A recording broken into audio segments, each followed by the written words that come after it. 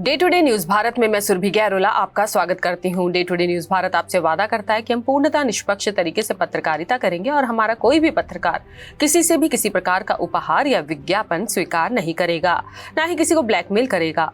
हम दबे कुचले लोगों की आवाज बनेंगे। Day to day news Bharat ऐसे लोगों के बारे में कोई खबर नहीं चलाएगा जो भोले भाले लोगों को बेवकूफ बनाते हैं और धोखा देते हैं, और हम लोगों की नजर में लोकतंत्र के चौथे स्तंभ को मजबूत करने की कोशिश करेंगे। हिमाचल प्रदेश में भारी बारिश के चलते सोलन जिले में अब तक 221 करोड़ रुपए का नुकसान हुआ है।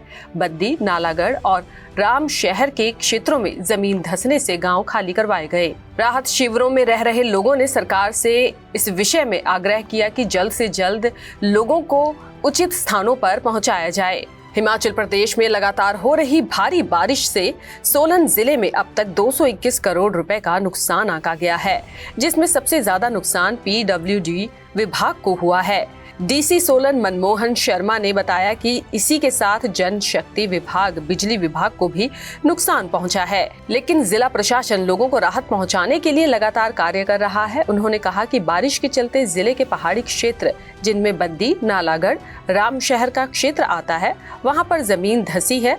ऐसे में 49 गाँव खाली करवाए गए हैं। वहीं पर 276 परिवारों को राहत शिविरों में रखा गया है। डीसी सोलन मनमोहन शर्मा ने कहा कि प्रशासन भी लगातार आपदा से निपटने के लिए कार्य कर रहा है। अभी तक जो इस मानसून सीजन के दौरान जिले में 221 करोड़ रुपए का नुकसान हुआ है, जो पब्लिक प्रॉपर्टीज है डिपार्टमेंट्स का।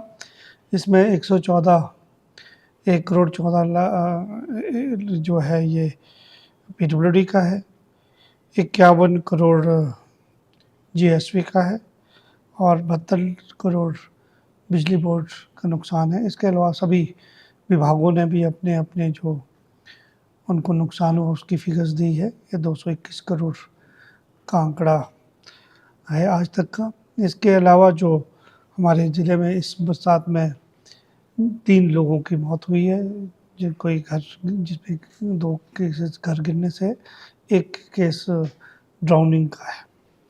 और जहाँ तक घरों को हुए नुकसान के है कि 37 घर पूरी तरह क्षतिग्रस्त हुए हैं, 149 घर पार्शियली डैमेज हुए हैं।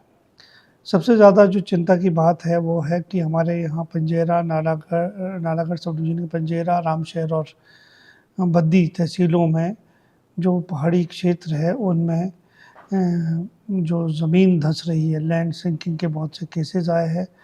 149 विलेजेस है और 237 फैमिलीज़ को हमने इवैक्यूएट किया है, जिनको राहत शिविरों में ठहराया हुआ है। उनके लिए प्रशासन ने सारे इंतज़ाम किए हैं और हमने सरकार से भी निवेदन किया है कि जल्दी से जल्दी कोई विशेषज्ञों की टीम्स आएँ और इन प्रभावित क्षेत्रों का दौरा करें और जो लैंड सिंकिंग हो रही है उसके कारण पता चले और किस तरह से उससे निपटा जाए, उसके बारे में हमें मार्गदर्शन करें।